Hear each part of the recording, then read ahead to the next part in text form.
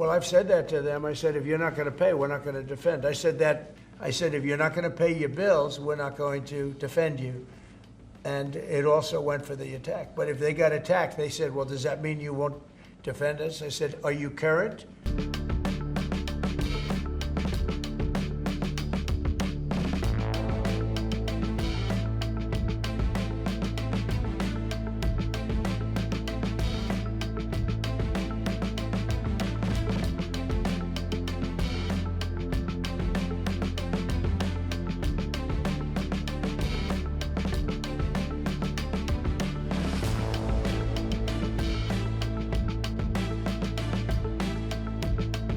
Are you thinking about making any changes to NATO where a NATO country gets attacked, but they're not paying enough dues, so the United States doesn't defend them?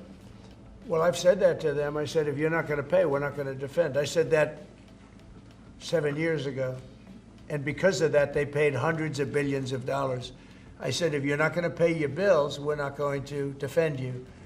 And it also went for the attack. But if they got attacked, they said, well, does that mean you won't defend us? I said, are you current or are you delinquent? They said, if we were delinquent, would you? I said, nope, I would not. And because of that, as you know, hundreds of billions of dollars came into NATO. You wouldn't have NATO right now if I weren't there. And your previous Secretary General has said that. He said he's never seen anything like it. When I came to NATO, when I first had my first meeting, I noticed that people weren't paying their bills at all.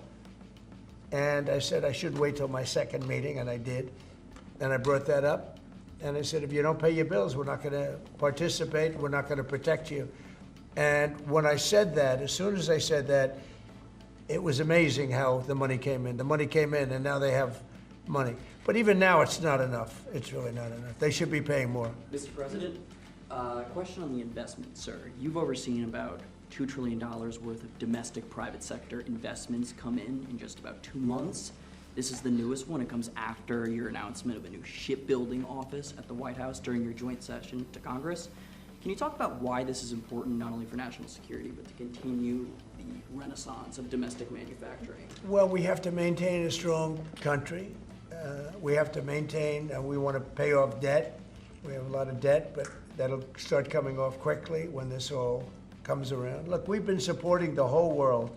You mentioned NATO and you mentioned other things. We've been supporting the whole world. When I first came in, we were paying almost 100% of NATO. NATO it was crazy. We were supporting NATO. We were paying the bills for other countries. And yet those same countries, mostly European, the European countries were ripping us off in trade. They won't take our cars. They wouldn't take our agricultural product. They wouldn't take anything. Yet we were taking their cars by the millions, Mercedes and BMW and look, Volkswagen, all of them. We were taking their cars. They weren't taking it. We were taking their farm products. They weren't taking ours. It's a total ripoff. And yet we were protecting them by giving them the money. And, that adds up to a bad number at the end of a lot of years. And that's what happened. And now it's time for this country to stop being ripped off. I had that done very much in the first administration, but then we had to focus on other things at the very end with COVID. And, but we had the greatest economy in history. We had the greatest economy in history. I think we're going to redo it here, but even better.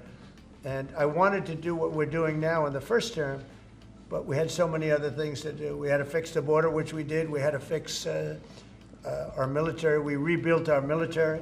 We completely rebuilt the military, only to watch Biden give so much of it away to Afghanistan, if you can believe it. It's not even believable. It's not even believable what he did. The damage that man did or that administration did to this country is frankly not even believable. Well, so why stay in NATO at all? I view NATO as potentially good, but you gotta get some good thinking in NATO. It's very unfair what's been happening. Until I came along, we were paying close to 100% of NATO. So think of it, we're paying 100% of their military, and they're screwing us on trade.